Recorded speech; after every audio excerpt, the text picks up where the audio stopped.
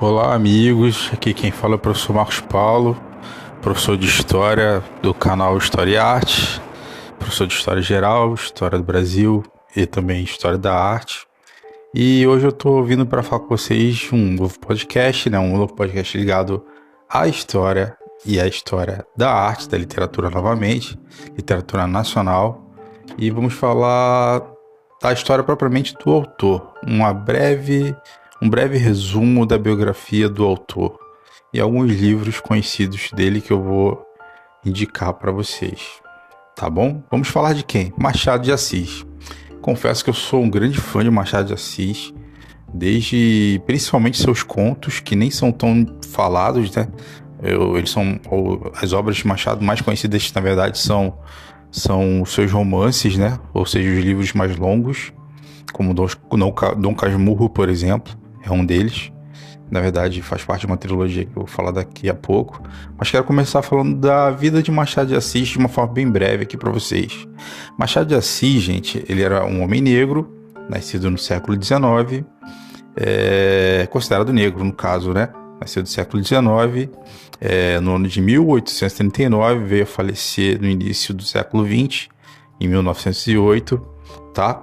E Machado, ele teve várias formações, assim, ele atuou em várias áreas. Apesar de nunca ter feito faculdade, uma universidade, ele era autodidata, ele era pobre, de família pobre, nascido no Morro do Livramento.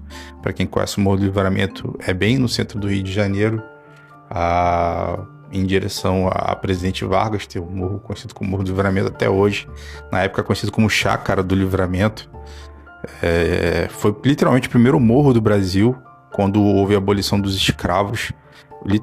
Para onde iriam os escravos? Eles não tinham dinheiro, então eles começaram a subir os morros, e dentre eles o primeiro morro do Brasil, pelo menos conta-se na história, a ter, assim, literalmente o que chamamos hoje de comunidade ou favela, foi o Morro do Livramento, tá bem? Então Machado de Assis foi uma dessas pessoas que foi criada lá, no Morro do Livramento, na época conhecido como Chácara do Livramento, e sua história como profissional, como pessoa atuante. Ele foi cronista, ou seja, escrevia crônicas. Ele foi contista, ele escrevia contos, como eu também sou, né? Também sou um contista, escrevo contos. Ele foi jornalista, ele foi poeta, ele foi teatrólogo, ou seja, escrevia peças de teatro, e foi um dos fundadores da Academia Nacional de Letras, Academia Brasileira de Letras. E no caso dele, o número da cadeira dele de imortal foi o número 23. Assim como comentei da Júlia, né, Júlia Lopes de Almeida, ela foi uma idealizadora que viveu na época contemporânea de Machado de Assis. No entanto, por ser mulher naquela época, mulheres não tinham voz ativa. Ela foi uma idealizadora junto com Machado, dentre outros pensadores. No entanto, não autorizaram ela a ter uma cadeira, porque as academias, como comentei no podcast da Júlia, né, falando sobre a Viúva Simões, elas eram inspiradas nas academias europeias, que também não permitiam mulheres. Então, assim, como comentei anteriormente, isso está mudando, graças a Deus. As mulheres hoje têm muito mais autonomia e se destacam muito mais do que os homens em boa parte dos cargos e boa parte das áreas. Eu digo isso profissionalmente, não apenas como dona do lar, né, moça do lar, mas principalmente na área profissional. Isso é muito legal, eu considero isso um máximo. E a Júlia foi uma desbravadora, apesar de não ter conseguido, mas juntamente com o Machado ela desenvolveu, dando ideias para a fundação da Academia Brasileira de Letras, a primeira do Brasil, tá bem? Então, assim, o que o Machado fez? Ele escreveu muitos contos legais, eu gosto de vários deles. Eu posso até citar um interessante que eu achei em animação agora, literalmente agora, para quem é assinante da Amazon, como Prime, por exemplo, tem uma animação chamada O Bruxo do Cosme Velho, tá? Uma animação recente, inspirada em um dos contos de Machado de Assis. E também tem uma breve biografia de Machado falando literalmente sobre a Academia Brasileira de Letras. O Bruxo do Cosme Velho, desculpe, ele é de 2015, mas pode se considerar ainda novo, né? Não é tão antigo, 2015, não tem nem 10 anos. Então, tá caminhando, mas não tem 10 anos ainda. E tem um outro que eu havia assistido, que é a história de Machado de Assis nos dias de hoje, assim, falando sobre a Academia Brasileira de Letras. É um documentário de 2014, mas é um documentário mais estilo cinema, né? Um curta-metragem. E eu achei bem interessante também. Ele, no caso, confirmando que era Machado de Assis, mas as pessoas falam como é que pode, mas ele já morreu. Aí seria uma espécie de Machado de Assis ter ressuscitado e vindo revogar a Academia Brasileira de Letras como um fundador dela. Achei bem interessante. O nome desse documentário é Machado do Brasil, tá bom? E vamos lá.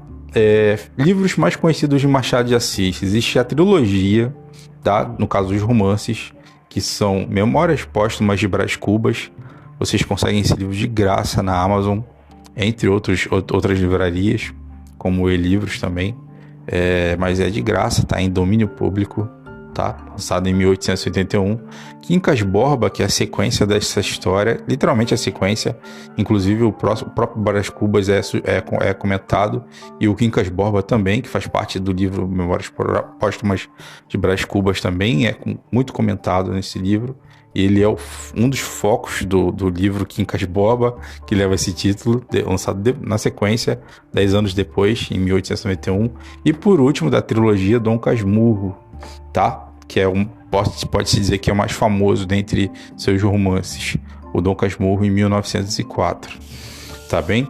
Porém, ele tem muitos outros contos, que um deles, que existe até uma discussão se que pode ter havido um plágio, não por parte de Machado, mas um plágio externo que eu digo de outro país, é o conto O Alienista, que eu ainda não li, está na minha fila de leitura, mas acredita-se que houve um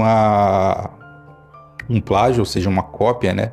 Imitou-se do Alienista de Machado de Assis, ficou muito famoso não só no Brasil, mas internacionalmente na época, para um livro que vocês com certeza conhecem, e filmes, desenhos e afins, que é Frankenstein. Então, acredita-se que Frankenstein foi, na verdade, Desculpe, Frankenstein não, perdão, correção. O Médico e o Monstro. Acredita-se que o Médico e o Monstro, vocês com certeza já viram em desenhos, até do Pernalonga, o Médico e o Monstro, e entre outros filmes também.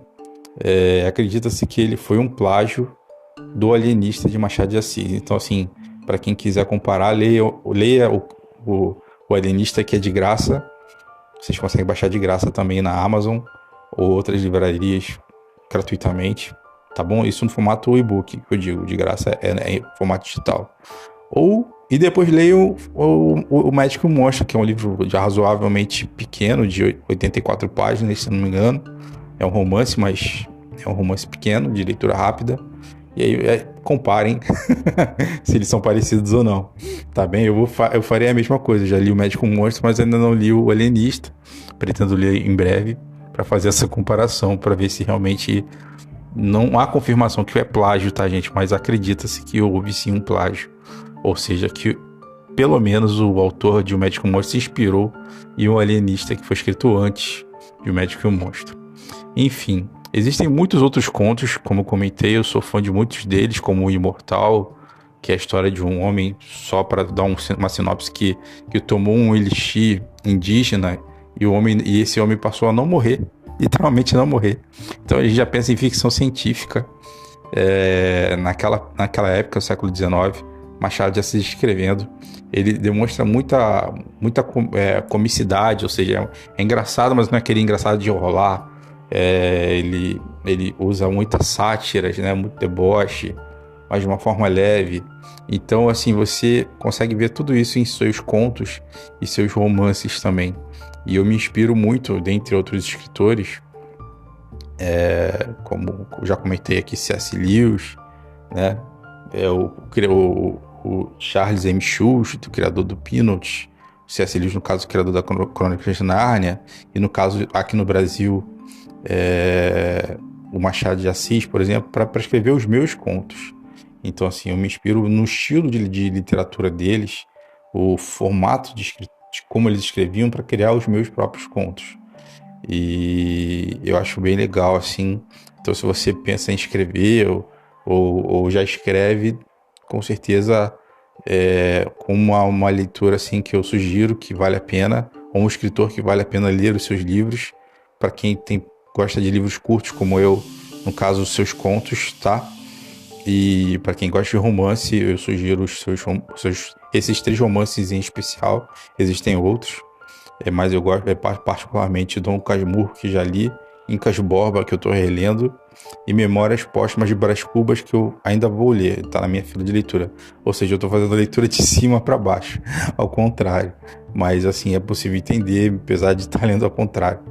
Tá, o ideal seria ler Memórias Póstumas de Brás Cubas, Incas Borba e posteriormente Dom Casmurro, para ter uma sequência cronológica. Mas é possível compreender de qualquer forma. Então, gente, é basicamente isso. Queria falar sobre Machado de Assis. Leitor incrível, tá?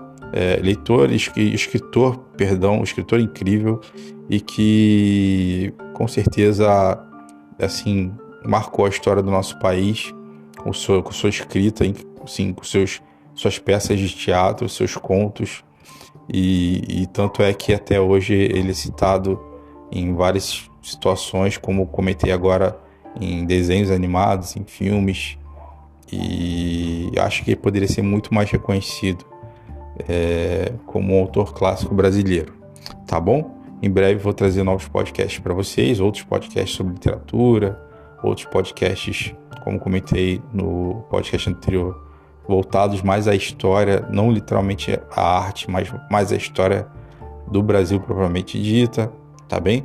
Entre outras histórias internacionais. Então fiquem aguardando, ligados aqui no canal História e Arte, que teremos muitos mais podcasts para vocês aqui de temas variados, ligando história e arte. Se possível falando dos dois, né? Quando não, pelo menos falando de história ou de arte.